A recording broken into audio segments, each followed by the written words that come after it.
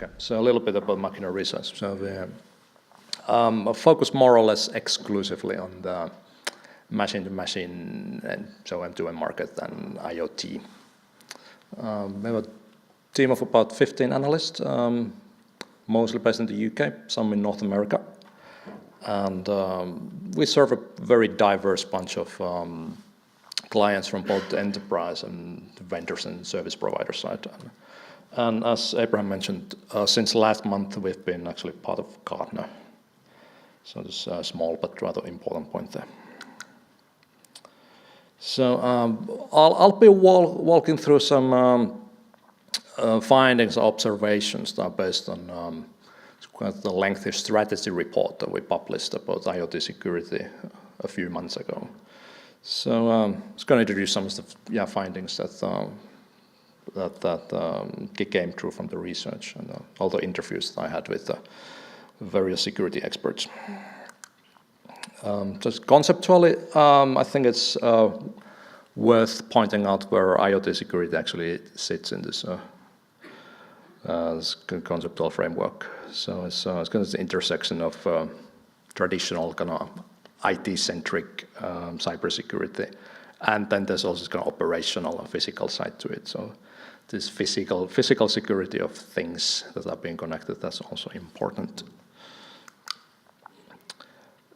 Then to recap, what makes it actually different, and in most cases more difficult than this so-called traditional IT security, is that I think really the biggest defining characteristic there is that these incidents have also physical consequences. So yeah, at the very worst, things can blow up even.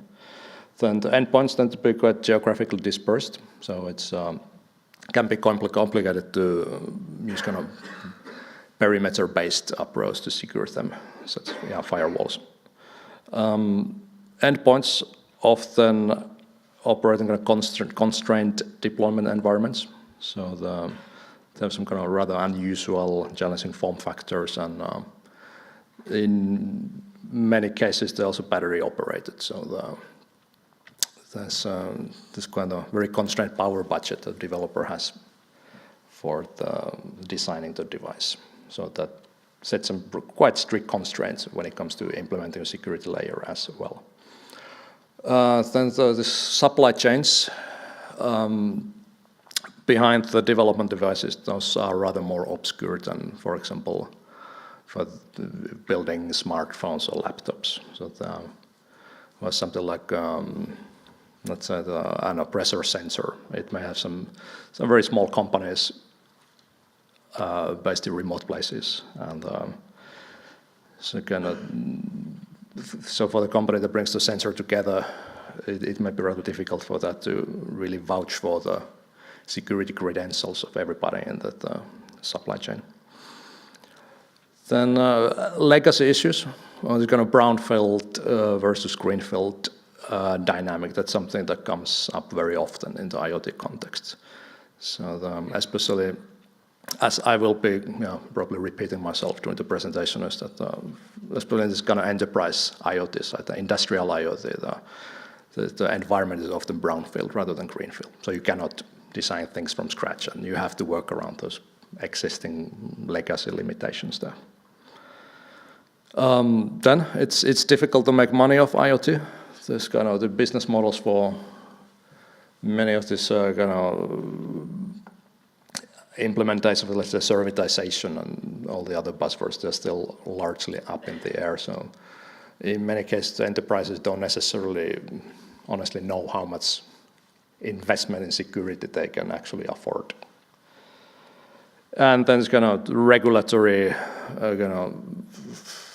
in general, kind of defining who has the responsibility if things go wrong. Then is it the vendor or is it the service provider? Or is the enterprise? Then that can be rather complex sometimes. So it's a very murky area in many cases.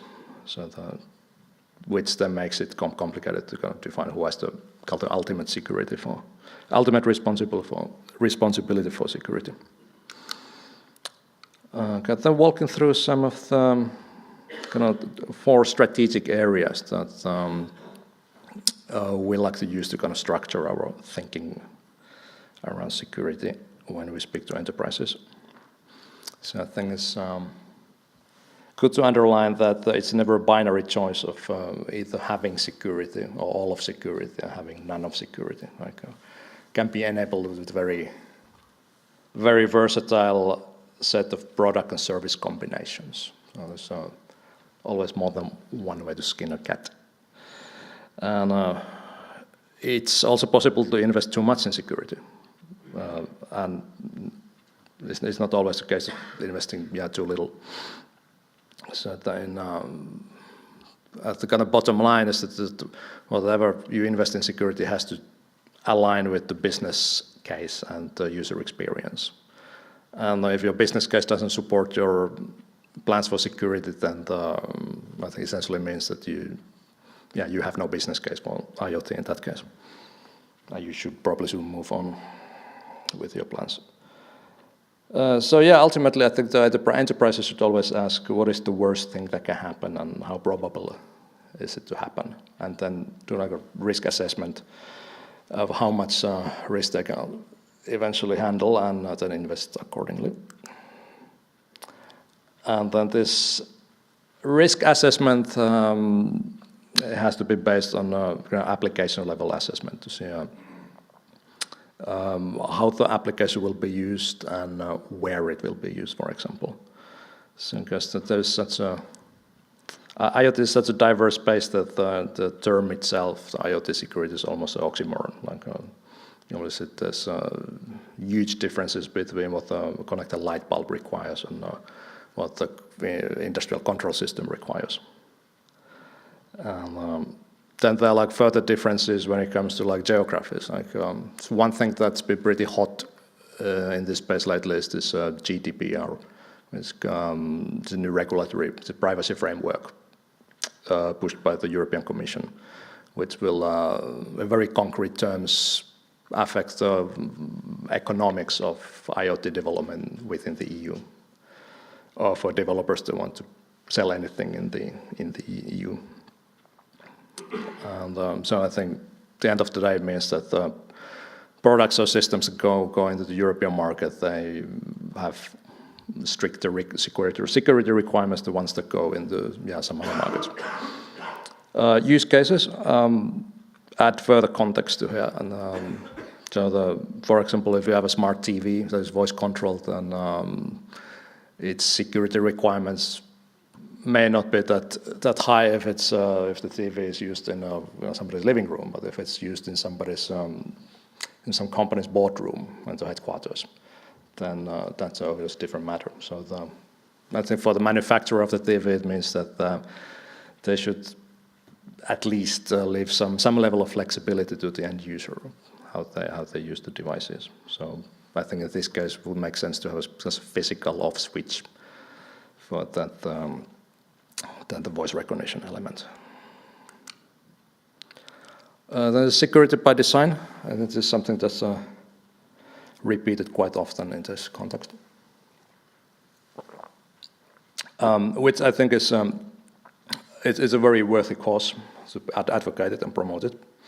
Like security obviously should never be an afterthought. Like you ask for trouble if you cannot pursue that path, but in some cases it has to be an afterthought, because there is this difference between smart products, which as such already difficult to secure, but smart systems that comprise multiple products, multiple vendors, then they're ever more complicated. And so if you're dealing with a smart system in a brownfield environment, I mean, chances are that you really cannot do the security by design, then you have to do something else, of which more later. So there's kind of, in general terms, this contrast between consumer IoT, which is often greenfield, and enterprise IoT in most cases is brownfield. One workaround was kind of the brownfield environments normally is the kind of what they call intelligent gateways. So there's kind of intermediary devices that sit above the endpoints and kind of like at the network edge, so they kind of before the data goes to the data center, then it goes through the gateway. And I think these are often used in to apply security in the brownfield context, and there's a lot of innovation in that space. So I think it's worth bearing in mind. I think the gateways will be very instrumental, especially in the enterprise IoT. And then this dilemma with smart systems, it then points to the systems integration and the role of SIs in the IoT.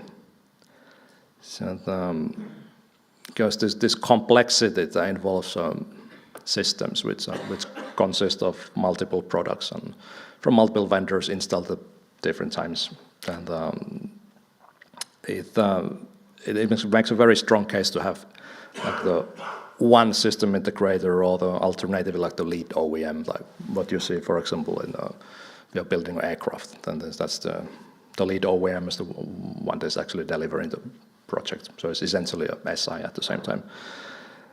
So these are like the most natural owners for kind of this system level IoT security. And probably kind of group of stakeholders that should be engaged more strongly by organizations such as IoT and SF. Because there's one pain point that these SIs these days have is that they normally come from the kind of IT services background, really the biggest ones.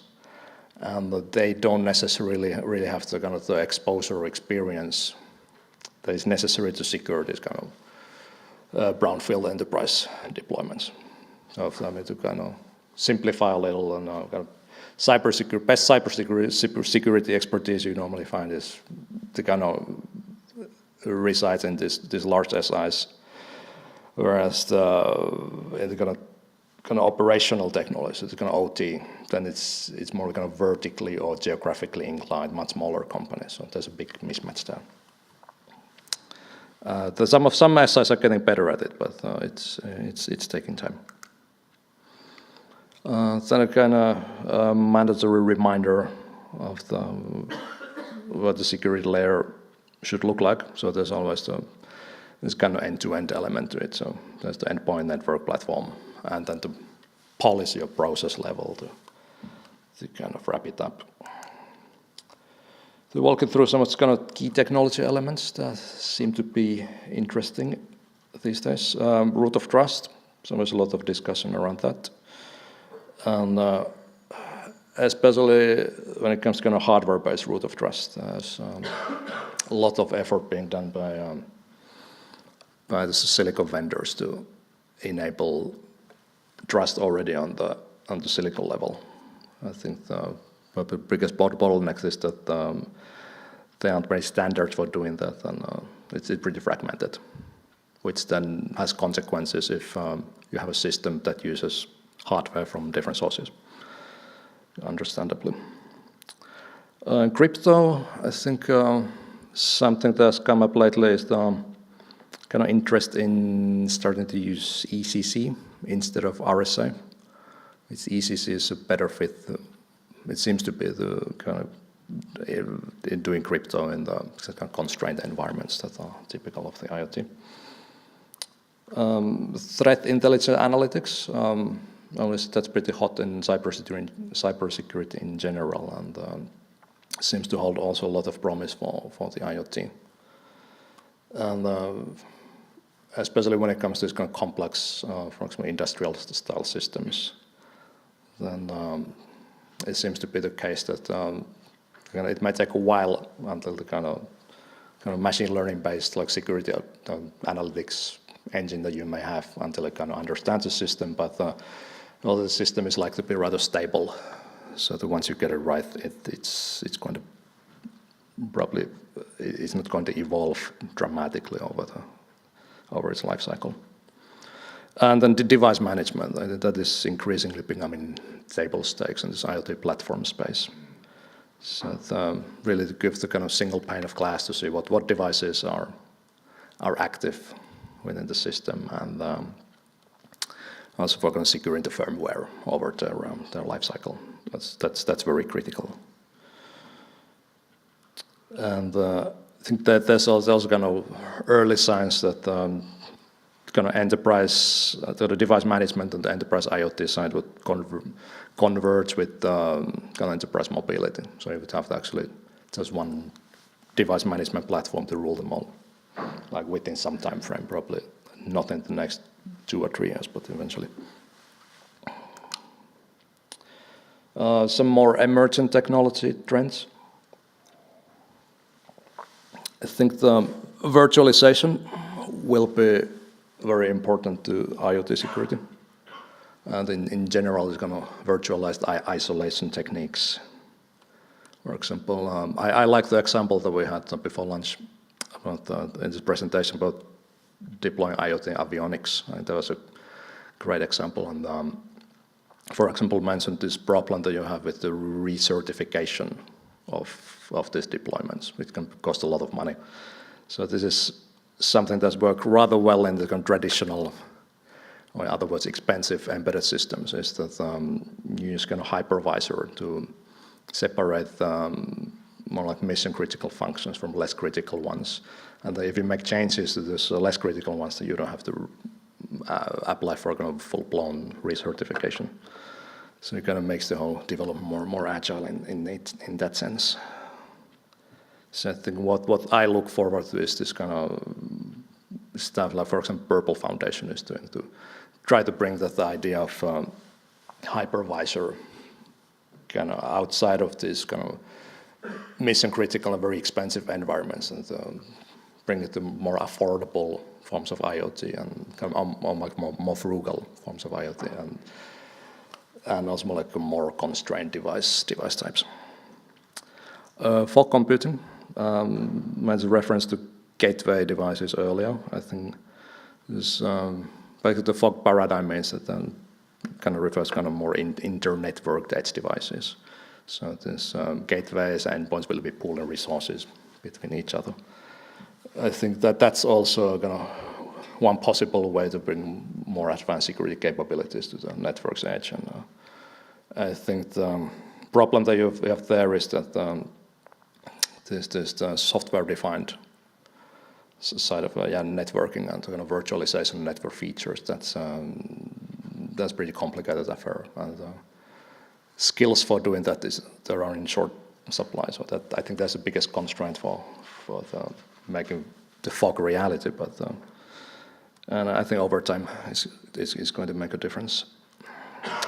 Blockchain comes up quite often in the IoT speak nowadays. I think probably the distinction you have to make there is that you have this kind of actual pure blockchain that records everything about everything, and then you have like more limited versions of that, which is essentially kind of the underlying concept of distributed ledger.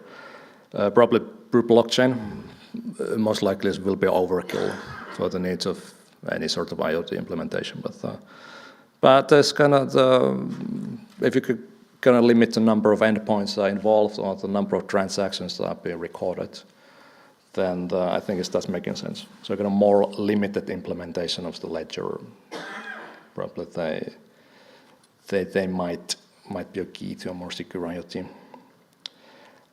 And then if you talk with anyone who's implemented like really kind of critical infrastructure, then they're to some extent already worried about quantum computing and what it will do when we get closer to 2030. But I think it's probably quite far off to make any predictions what might happen. But just as a reminder that some folks working in critical infra already kind of scratching their head over that and using, for example, so-called quantum safe crypto. Then a little bit about this policy or process side of the equation. So obviously, you may have the best technology in the world, but it may not do any good if your process is out of order.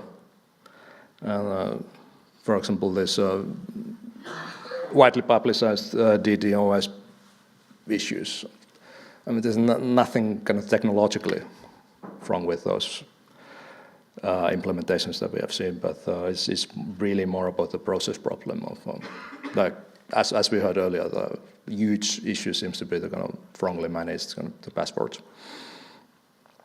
And the guidelines, frameworks, best practices, and this is absolutely the way forward to improve the situation. But yeah, there's only so much they can do without the right kind of incentives. You need to really incentivize the product makers and developers to use those frameworks and guidelines.